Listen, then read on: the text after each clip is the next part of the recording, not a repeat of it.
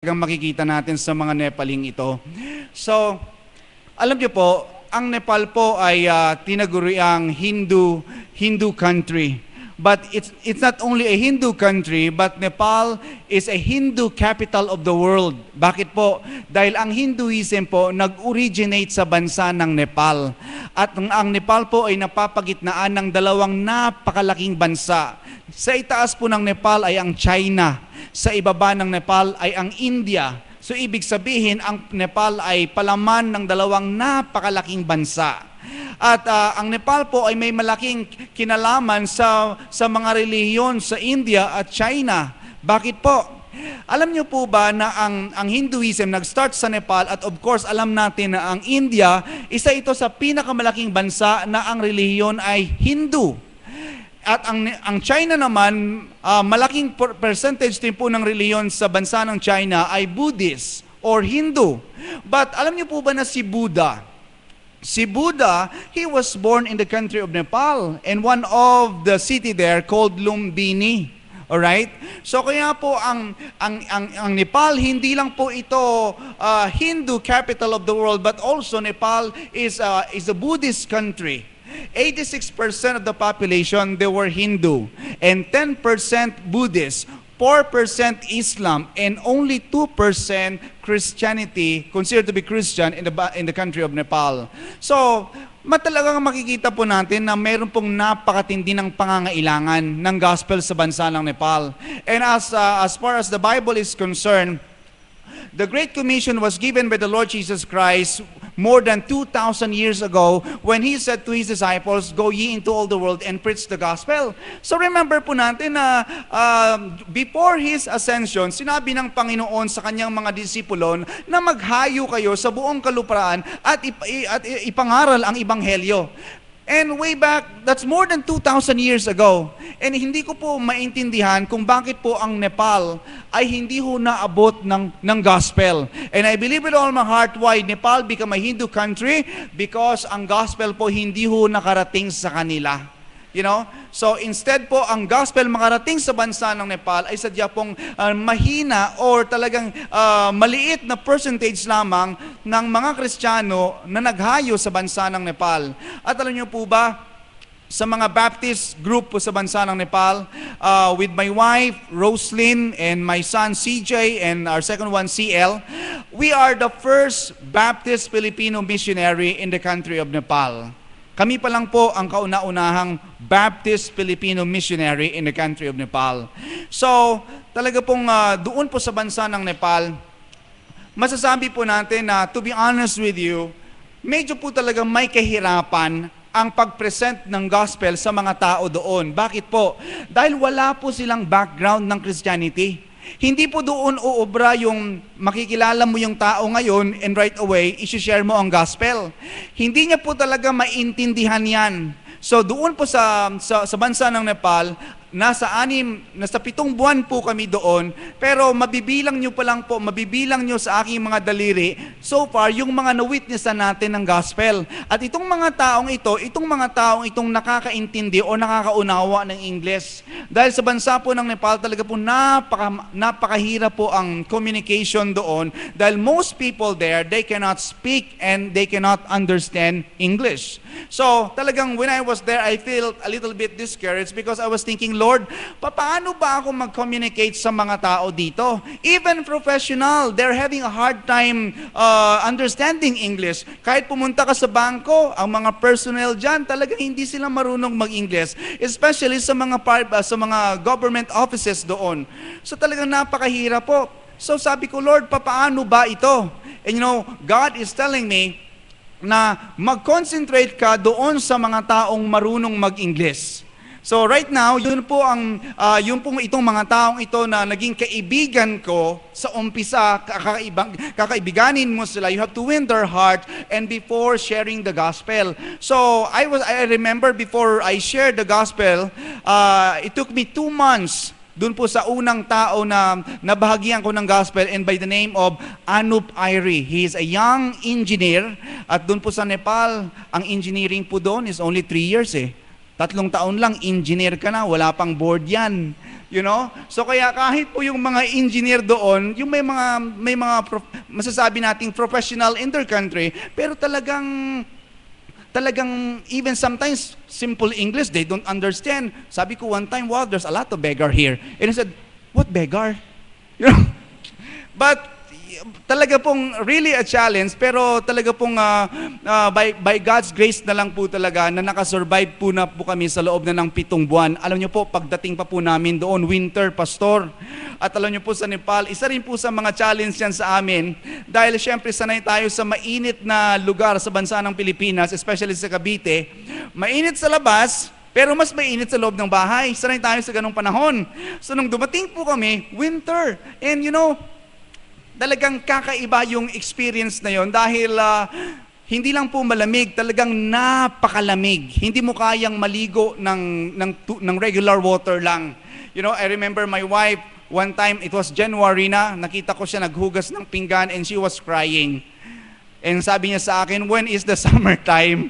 Kasi po talagang nasusugat na yung kanyang kamay sa lamig ng tubig. You know, And akala ko, during the time talagang magkasakit kami. Pero by God's protection, nakasurvive kami sa ilang buwan na winter na hindi naman po kami nagkasakit. So, 7 buwan na winter. And then after winter, dyan na po papasok ngayon ang spring, 1 month na spring. And then after spring, summer na 1 buwan, 1 month of summer. And then after ng summer, 2 buwan na rainy season. And after ng rainy season po, 1 buwan ng fall or autumn. And after that, this month, autumn na po sa bansa ng Nepal. So, taglagas na. Pagpasok naman po ng September, dyan naman po papasok ang taglamig.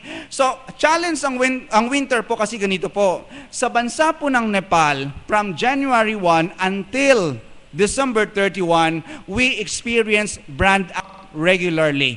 Every day, brand out po sa bansa ng Nepal, especially in the capital city, Kathmandu City. So, and especially during winter time, ang kuryente lang po namin, maswerte kami kung meron kaming kuryente na 5 to 6 hours a day. You know, 5 to 6 hours meron kaming kuryente, pero kadalasan 4 lang eh. No?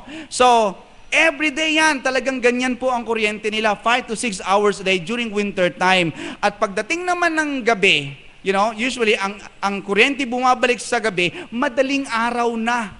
You know, madaling araw na. Kaya po, talagang medyo na-shock kami doon sa panahon, sa pagkain.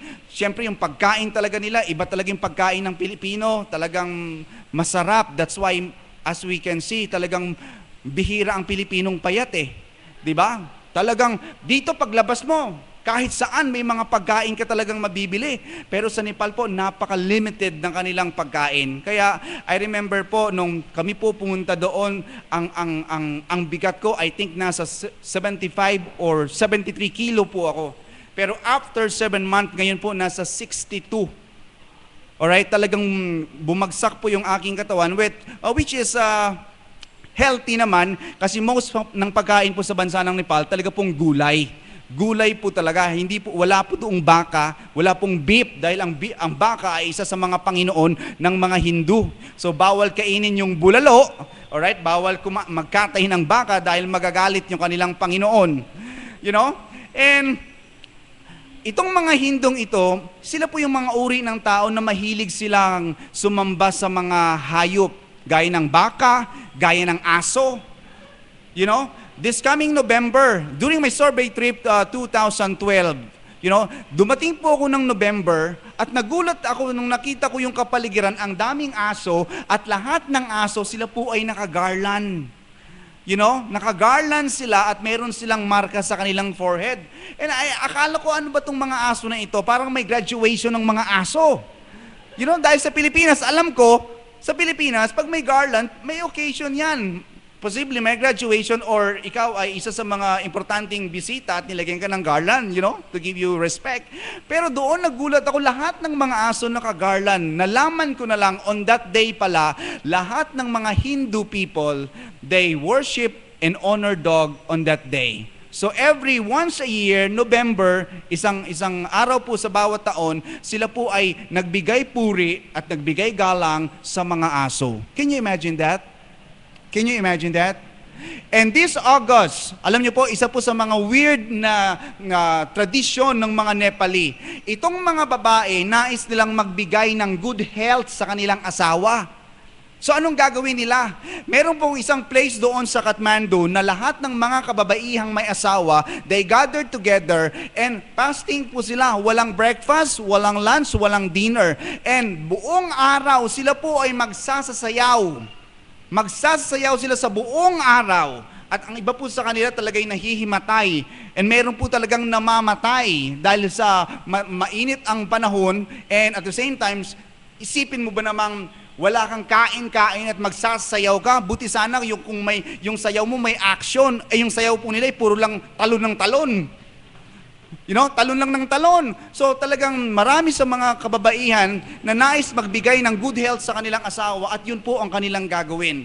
At alam nyo po, pag uwi po nila sa kanilang bahay, parang ayaw ko sanang sabihin to pero parang okay naman siguro lahat dito eh. Pag uwi po nila sa kanilang bahay, yung kanilang pong asawang lalaki, huhugasan po ng asawa nilang lalaki yung private part ng kanyang asawa ng 100 times. 100 times. And after that, gagamitin niya yung kanyang asawa, paniniwala na yung kanyang asawang babae makapagbibigay ng good health sa kanya. Kawawa naman yung babae. Sa Nepal po, ang mga babae walang halaga. Kung saan may construction, sigurado may babae dyan. Sabi nila ang mga Pilipinong babae, we are known as domestic helper. Pero yung mga Nepali po, hindi po sila domestic helper. Yung mga babae doon, construction workers sila. Kahit saan po, basta may construction dyan, sa highway or private construction, sigurado po may mga babaeng nagtatrabaho dyan. Dahil ang mga babae po sa bansa ng Nepal, wala po talaga silang halaga. You know, ang mag-asawa, firstborn, kung ang kanilang anak ay babae, alam niyo po, parehas silang malungkot dahil according to their belief, ito po ay isang sumpa para sa kanila. You know, sumpa na nagkaroon sila ng panganay na anak na babae or malas according sa kanilang paniniwala. Ang mga babae sa Nepal, pag sila po ay nag-asawa, sila po ang siyang nagbayad sa kanilang magiging asawang lalaki. You know? Kaya kung ikaw ay may asawa at meron kang anak na puro babae, talagang sumpa para sa inyo yan. Dahil wala kayong gagawin sa buhay nyo, kundi mag-ipon kayo na mag-ipon ng pera para meron kayong ibabayad sa panahon na mag-aasawa na ang iyong anak na babae. At lalong-lalo na kung yung lalaki ay professional, ibig sabihin, mas mahal ang hihingi ng magulang ng lalaki doon sa magiging asawa niyang babae. You know? Kaya sabi ng iba, mas swerte tayo, punta tayo sa Nepal. Sabi ng mga lalaki, punta tayo sa Nepal. Hindi ho. Hindi rin nyo ho magugustuhan. Bakit ho? Ang mga Nepali po, very poor hygiene. You know? Talaga pong, kasi yung winter po talaga, bihira lang talagang mga Nepali na naliligo. Yung mga Amerikano, pag sila nagligo, naka-shower sila or sa bathtub. Yung mga Pilipino, tabo. You know? Pero yung mga Nepali po, tutuwad lang yan sila. Ganyan lang yung kanilang paligo. At you know what? Hindi pa sila nagpapalit ng damit. Minsan, 2 linggo. The same na damit yung kanilang makikita mo sa kanila. Mostly of my friend, ganyan sila. Hindi sila nagpapalit ng damit. Pagdating nila sa bahay, ihang lang nila yung kanilang damit. And then the next day, yun na naman ulit. Especially, yung mga magulang na meron silang mga anak na babae, na mas marami yung anak na babae compare sa lalaki. Hindi ho talaga sila mag-spend ng kanilang mga pera. Yan po ay itinatabi nila yan in the future na kung mag-asawa yung kanilang anak na babae, meron silang ibabayad. Kaya po talagang ang mga taong ito, sila po ay nakagapos sa kanilang tradisyon no? At nakagapos sila doon sa paniniwala na inilagay ng diablo sa kanilang puso at isipan. And I believe with all my heart, without the gospel of the Lord Jesus Christ, hindi po talaga sila makakawala. Another thing about the country of Nepal. Alam niyo po, sa Nepal, walang sementeryo. Itong mga Hindu, pag meron po silang namatayan, pag sila po yung namatayan, hindi po nila ito inililibing. Subalit ito po ay sinusunog nila.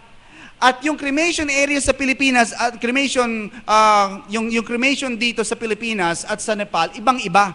Dito, pag meron kang mahal sa buhay na gusto mong ipakremate, hindi mo makikita.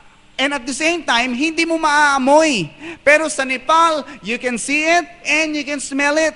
They do it in a public place. Yan po ay sa tabi ng ilog. Meron silang cremation area doon at may mga platform yan. At diyan mo makikita day and night yung mga taong sinusunog nila. You know? So, maaamoy mo, makikita mo yung mga taong sinusunog. Every day po yan, day and night. And one time when I went there, sabi ko sa sarili ko, yung tao na yan, sinunog yung kanyang katawan for about 3 hours. But one thing for sure, ang kanyang kaluluwa, susunugin sa impyerno for all eternity. You know, for all eternity. Without the Lord Jesus Christ, these Nepali people, hindi ho talaga sila magkakaroon ng deliverance mula sa dagat-dagatang apoy. Kaya po, kailangan nating magtulungan na abutin po natin itong mga Nepali na ito. Hindi man po kayo makapunta sa Nepal, pero sa aking pong paniwala, sa pamagitan ng inyong panalangin at ng inyong financial help, you know, may malaking bagay po tayong magagawa doon sa bansa ng Nepal. Hindi man po marami ang ating madadala sa Panginoon, but one soul at a time tayo doon. Alam mo, as we learn the language every day, you know, as we try to communicate with people, nakita po talaga natin na ang pinakasusi ay ang friendship po talaga. You know? So, alam niyo po yung blessing namin sa Panginoon ay ganito. Nung dumating po kami sa bansa ng Nepal, we start with the tourist visa upon the arrival. So, if you go to Nepal, your visa is upon arrival. You can get your visa in the airport. And then, that's good for 3 months. And then after that, you can extend for another 2 months. So, total of 5 months. Pero, sa Nepal po, madaling makapasok, pero mahirap i-maintain yung visa or mahirap mag-stay. Pagkatapos mo makonsume yung 5 months visa, according to their law, you have to leave the country and you can come back after 1 year. You know, after 1 year. And I'm telling the Lord, I remember, there are times, madaling araw kami ni Mrs., gigising kami at manalangin kami sa Panginoon and telling God, Lord, hindi mo naman po kami siguro tinawag dito for 5 months only. You know, Lord, anong magagawa namin sa loob lamang ng 5 buwan at babalik kami sa Pilipinas at babalik after 1 year? It makes no sense, Lord. Diba? So, alam niyo po, sa kabutihan po ng Panginoon, we try to search for visa. Una, sinubukan po namin yung student visa. Pero yung student visa, it costs us $5,000 and we don't have that money. Alright? And then, meron pong isang Christian lawyer na pinoprovide ang Panginoon para sa amin, kinausap namin ito, and through his recommendation, sabi niya, you can try to get a business visa. Pero meron na po akong idea, dito pa lang sa Pilipinas, kung ano itong business visa. So itong business visa, ang isang foreign investor, kailangan niyang mag-invest ng $20,000 para mabigyan siya ng visa ng government. And I told the lawyer, I don't think it's possible. I cannot afford $5,000. How much more $20,000? But you know what? Ang Panginoon po talaga ay amazing yung kanyang provision.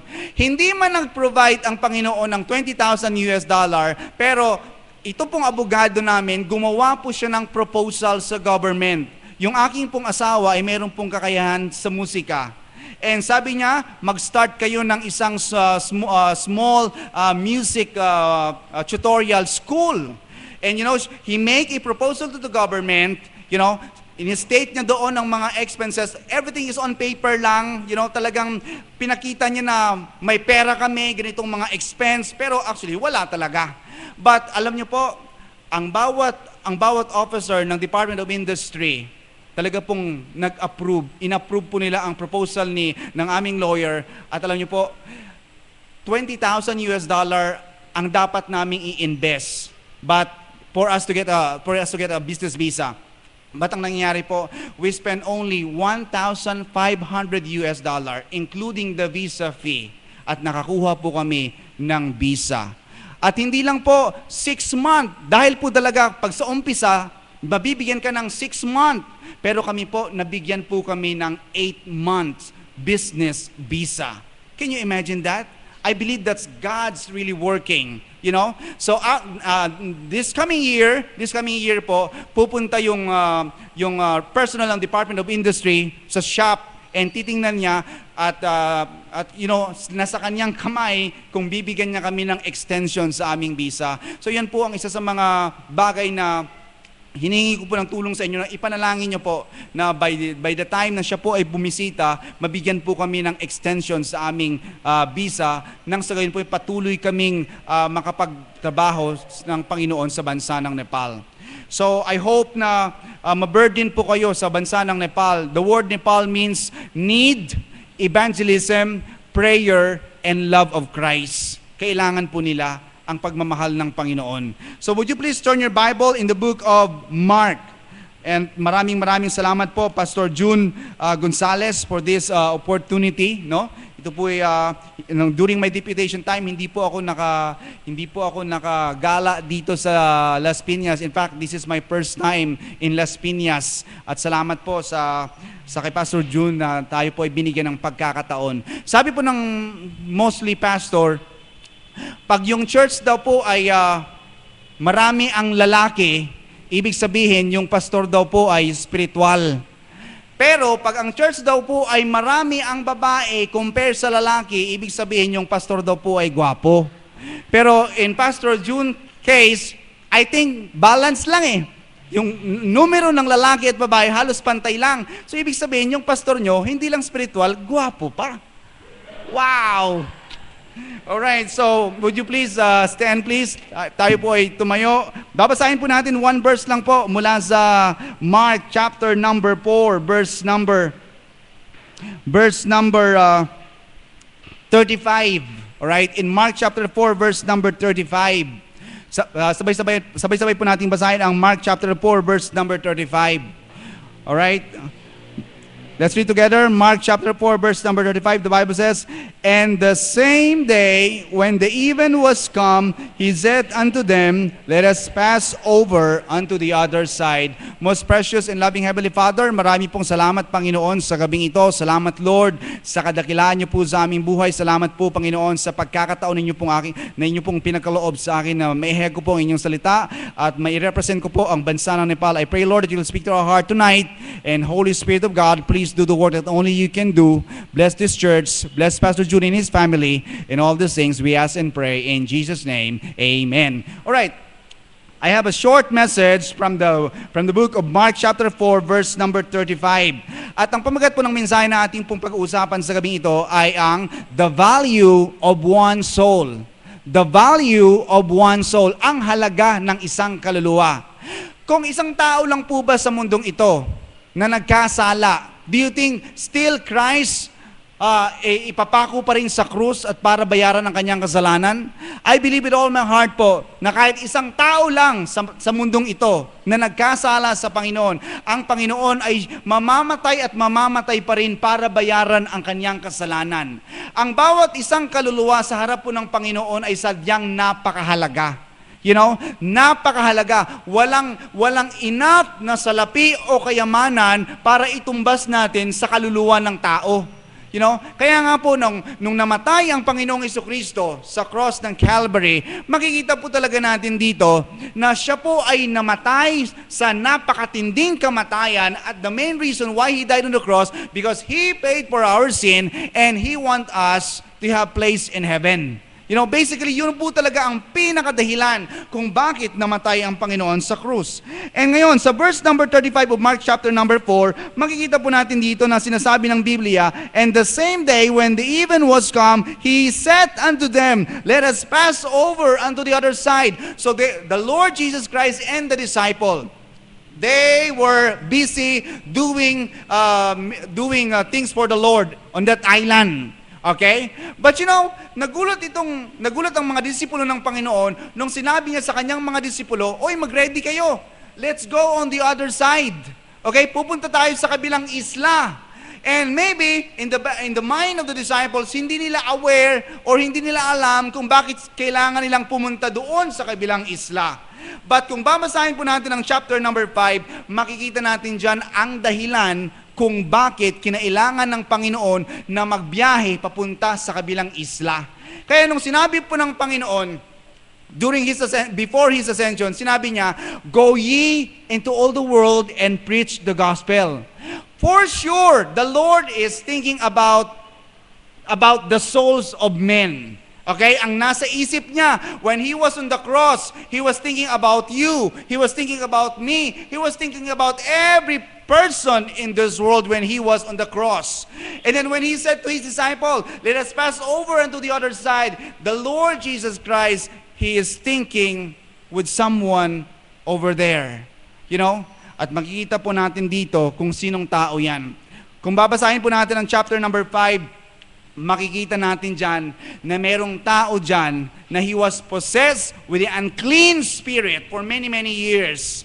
Okay? Almost inabandon na siya ng kanyang pamilya. Wala nang nag-aalaga sa kanya dahil hindi siya makontrol. Kahit pa yung mga kadena, hindi siya kayang igapos or hindi siya kayang patahimikin. Nobody can control this person. So, because he was possessed with the unclean spirit, and God, He is thinking about that person. The disciple, they don't have any idea kung sinong tao ang kanilang aabutin. And hindi nga nila alam kung anong gagawin nila doon sa kabilang isla. But God is telling them, "Let us pass over unto the other side." Don't you know mission is like that? When God said, "Go ye into all the world," God is telling us, hindi lang dito sa Las Piñas. Hindi lang dito. Hindi lang dito sa mga karatig na lugar ng Las Piñas. Hindi lang doon sa ibang lugar. But I want into all the world. And I believe with all my heart, when God said, "Let us pass over on the other side," maybe God is thinking about also people there in Nepal. God is thinking about people there in Nepal. So, the first point that we can see from this message tonight, the value of one soul is this: it's more than the circumstance that will arise. The value of one soul is more than the circumstance that will arise. Don't you know, when God saved us, when God saved us, what is His main purpose? Bakit niya tayo niligtas? Para lang ba ilagay tayo sa langit? Hindi lang po para doon. Dahil tayo po ay niligtas ng Panginoon nang sa gayon nang tayo po ay makapaglingkod sa Kanya. At kung tayo po ay maglilingkod sa Panginoon, ibig sabihin tayo po ay magdadala ng kaluluwa sa Kanyang paanan. Tayo po ay magdadala ng kaluluwa sa paan ng Panginoong Hesukristo. That's why He saved us, so that others can hear also about the love that you experience nung tinanggap mo ang Panginoong Hesukristo bilang iyong tagapagligtas. But of course, in our Christian life, our service before the Lord will not be easy. It's not going to be easy. Hindi po ito magiging madali. Kaya nung sinabi ng Panginoon sa kanyang mga disipulo, "Let us pass over to the other side," on the way there, according to the Bible, sila po ay naka-experience ng bagyo. Okay? And according to the Bible, this is not only an ordinary storm, but the Bible says it was a great storm. Probably ito po ay Yolanda. I don't know. Probably. But the Bible says He's talking about the great storm. And this disciple of the Lord Jesus Christ, they were professional fishermen. Di po ba? Alam natin yan. Yung background nila, they were professional fishermen. But you know what? Sanay sila sa bagyo. Okay? Sanay sila sa bagyo, and ang bagyo is part of their life. But this time, this kind of bagyo na talagang iba para sa kanila. Iba para sa kanila. So, but in spite of that, in spite of that, hindi nila ginising ang Panginoon para hikayatin ang Panginoon na bumalik sila. Okay? But of course, we can see from the Word of God na sila ay natakot, sila ay nagpanik, at medyo hindi rin maganda ang pagsabi nila sa Panginoon nung nakita nila na ang Panginoon ay natutulog during the storm. You know, di ba ang sabi nila dito, Master, carest thou not that we perish? You know, so para bang ang himbing ng tulog ng Panginoong Hesukristo during the great storm, alright, at dahil sa kanilang takot, kay ginising nila ang Panginoon na walang pakundangan. Di ba? Di ba tayo pag may natutulog na tao, kailangan medyo soft lang. Okay, kuya, gising na po. You know, hindi pwede, hoy, gising na! Kasi biglang magulat yan at bigla kang sinuntok o kaya bigla kang, may ginawa sa iyong masama. Pero ito, sabi ng mga disciples sa kanya, sabi ng mga disciples sa Panginoon, Master, carest thou not that we perish? Although, hindi maganda ang pagkasabi nila sa Panginoon, but at least, during the storm, during the great storm of their life, sila po ay tumawag sa Panginoon. Hindi kagaya natin minsan, tayong mga Kristiyano, may bagyo na nga tayong pinapasan, may bagyo na nga tayong hinaharap, pero hindi tayo tumatawag sa Kanya. Instead, we are making our way, na maka-escape tayo doon sa bagyo na ating hinaharap. So, ito namang mga disciple, hindi nila sinabi sa Panginoon na let's go backward. Okay? Makikita po natin dito, the value of one's soul is more than the circumstance that will arise. So we must realize, no matter what happened in our Christian life, this is not the time for us to go back. This is not the time for us to go back. Why? Dahil meron po talagang kaluluwang itinilaga ang Panginoon sa iyo na ikaw lang ang siyang makakaabot. Ikaw lang ang makakaabot. So ibig sabihin, this is not the time for us to turn our back from God, but instead, we must go forward for the Lord in spite of the fact na meron tayong great storm sa buhay natin in our Christian life. Problems will come after problems. That's one thing for sure. If you are Christian tonight, sigurado po, ang problema ay darating at hindi ho yan titigil habang buhay ka sa mundong ito. Mayroon ka po talagang problemang haharapin sa bawat araw. So ano pong gagawin natin? Ang gagawin po natin, just like the disciples of the Lord Jesus Christ, let's call upon God.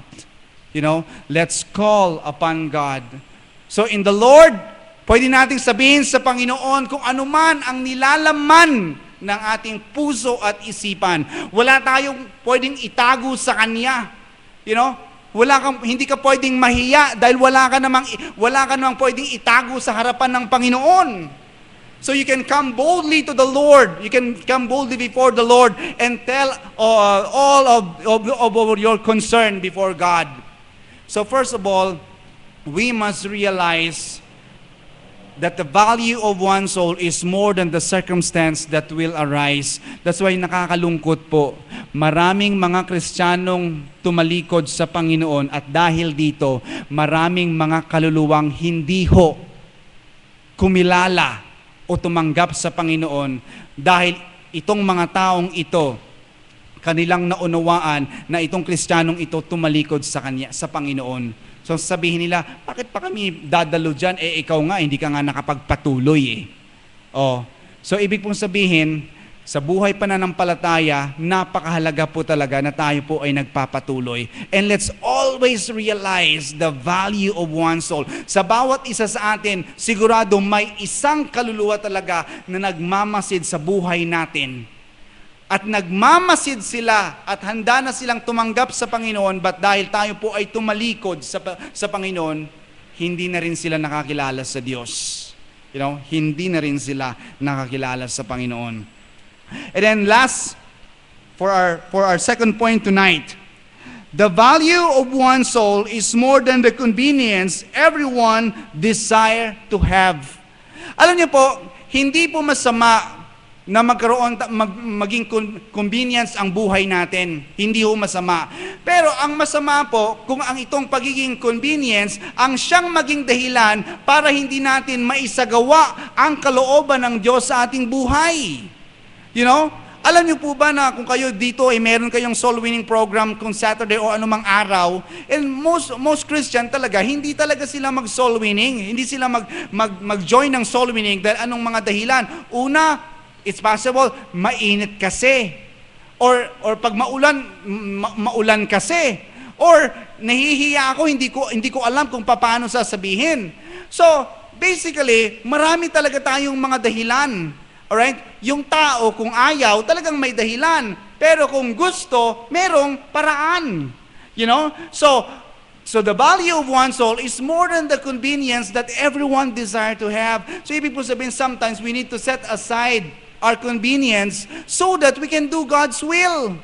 For instance, in Nepal, 7 months winter. Imagine, 7 months, 7 buwan, naka-jacket ka, naka-bonnet ka, and dito sa Pilipinas, sanay kang naka-short, naka-sleeveless. Pagdating doon, talagang hindi lang isang damit, sobra sa 2, minsan 3, minsan 4 pa.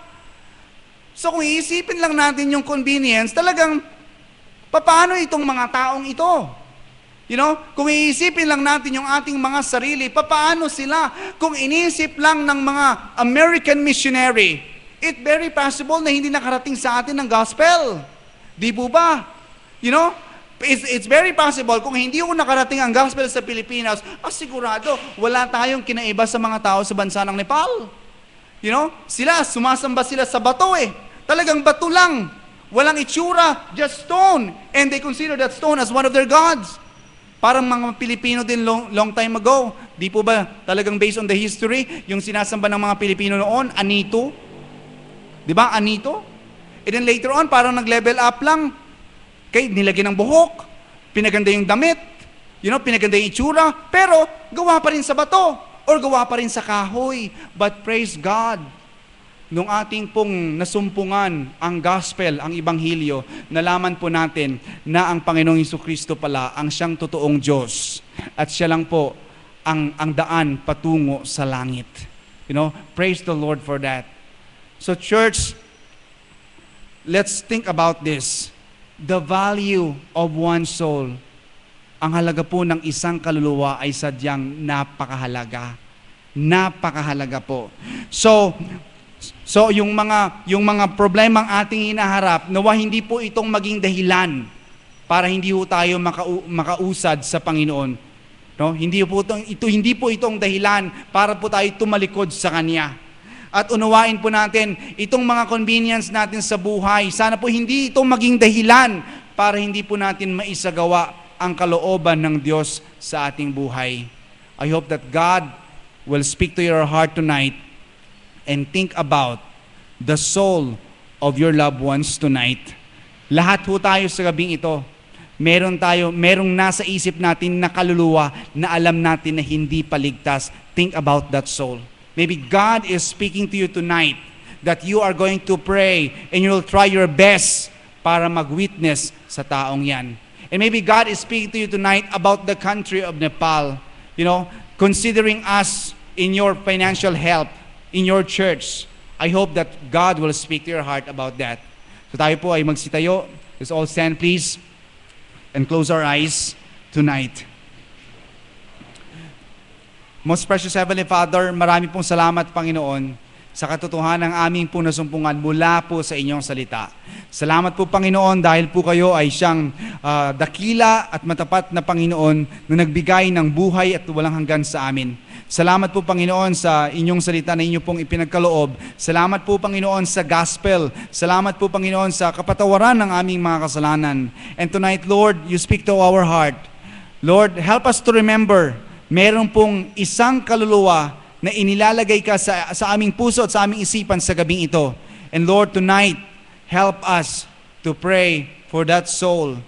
And Lord, bigyan kami ng pagkakataon na aming pong mawitnessan ang taong yan na inilalagay mo sa aming puso at isipan. Lord, please give us the burden tonight. Help us, strengthen us, and encourage us. And maybe, if God is speaking to your heart, I don't know, kung nangusap po ang Panginoon sa inyong puso't isipan sa gabing ito, maybe if there's somebody could play the piano, and if God is speaking to your heart, mula po sa mensahe, mula sa salita ng Panginoon, inaanyayahan ko po kayong itaas ang inyong kanang kamay at lumapit kayo dito sa altar if God is speaking to your heart. As soon as the piano play, if God is speaking to your heart, nais mo pong dalhin ito sa Panginoon, I think the altar is open and you can come and pray.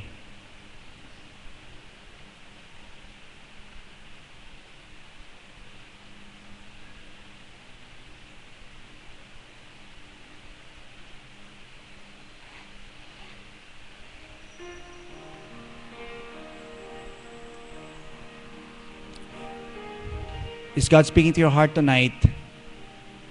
Meron po bang someone na binubulong ang Panginoon sa isip at puso mo na dapat mong dalhin sa panalangin?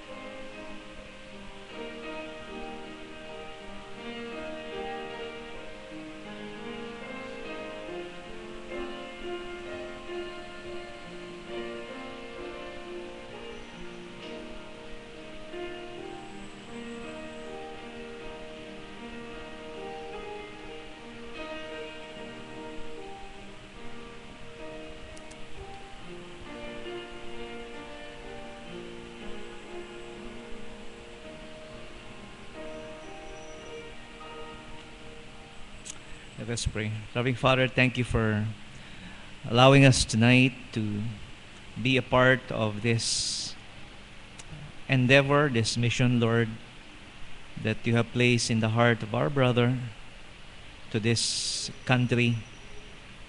And we are asking you, O Lord, if it is your will, give us a part, O Lord, in this calling that you have, not just for him, but for all of those who pray and want to be used by you. This we pray in Jesus' name. Amen. Okay, so please take your seats. So we are glad tonight to be able to have our missionary, and we pray to the Lord that He will lead us to consider Pastor Roy to become part of our missionary family. So we are, of course, our ministry here, we don't say that we have everything that we need.